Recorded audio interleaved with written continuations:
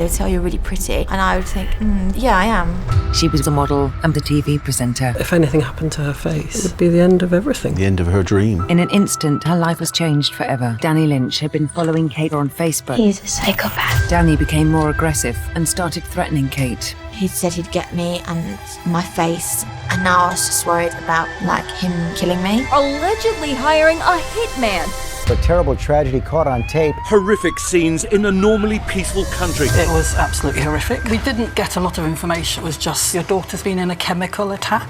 And in many ways, it's one of the most horrific ways to attack people. The damage is forever. I'll never be like the person I was born to be like. She could only communicate through writing. She wrote to kill me. Before this, life was great, and then this happens. What do you remember of that day? I lived opposite an internet cafe, so he was like, go across the road and read this email, and I promise you I'll never talk to you ever again. So for me, I was like, oh, finally I can get rid of this psycho. He was ringing me constantly and wouldn't leave me alone. He really was insistent that I should go read these messages, I should go outside. And then he called me back, 1 minute later. I was like, where are you now? And I was like, just outside my flat. He was like, well, what are you wearing? Katie was unaware that a 19-year-old man was pacing up and down her street, waiting for her. As I came out the door, this guy walked towards me in a hoodie, and I really noticed him because his arms were locked. It wasn't like he was like this, his arms were locked holding this coffee cup. So I thought, well, he must be begging.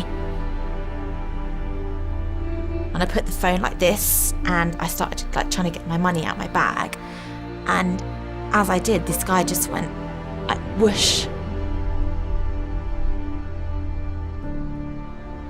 It hit this side of my face, and it was eaten across my face, and it was like some contagious disease eating me up,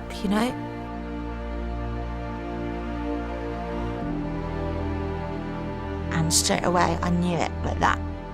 I knew it was to do with him, and I knew he said he'd get me and my face and everything. I knew straight away.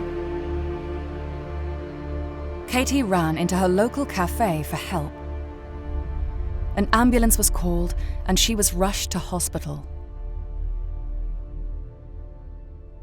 Before the attack, Katie was living in London, working hard to make her dreams come true.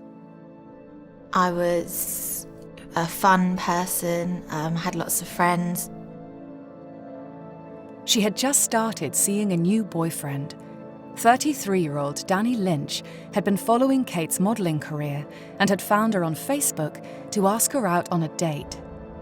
I really quite fancied him, and the whole image he portrayed to me I really liked. After only the second date, Danny told Katie he was in love with her. When the date ended, he didn't want me to go, and I actually found it really sweet, and I thought it's really nice. Kate had only been dating Danny for 2 weeks. My friends were joking, oh, he's your number one fan, it's a bit strange.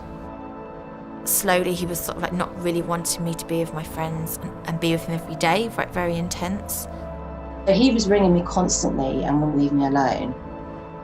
He was really angry and swearing at me and shouting at me and, who do I think I am, and I can't just do this and reject him. And he was saying, you're not gonna just break up with me this easy, you can't just walk away from me. And he's like, okay, I've written you an email on Facebook and I just want you to read it. And I was like, well, we don't have any internet because we didn't pay the bill. And I lived opposite an internet cafe. So he was like, go across the road and read this email, and I promise you I'll never talk to you ever again. So for me, I was like, oh, finally I can get rid of this psycho. Then this guy comes towards me with a hood up and a coffee cup. So I was like, oh, this poor guy is begging. So I turned that way to get the money out. And then as I turned, he had thrown a full cup of sulfuric industrial strength acid in my face.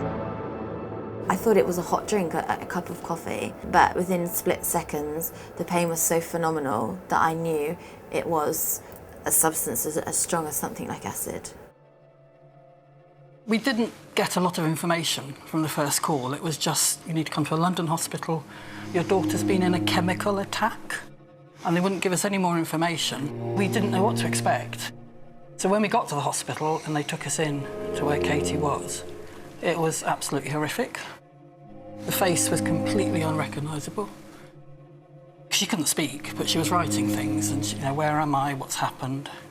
And then one of the messages was, kill me. I just started out as a model, a TV presenter, and I was enjoying the benefits of being, I guess, what society labels as classically beautiful.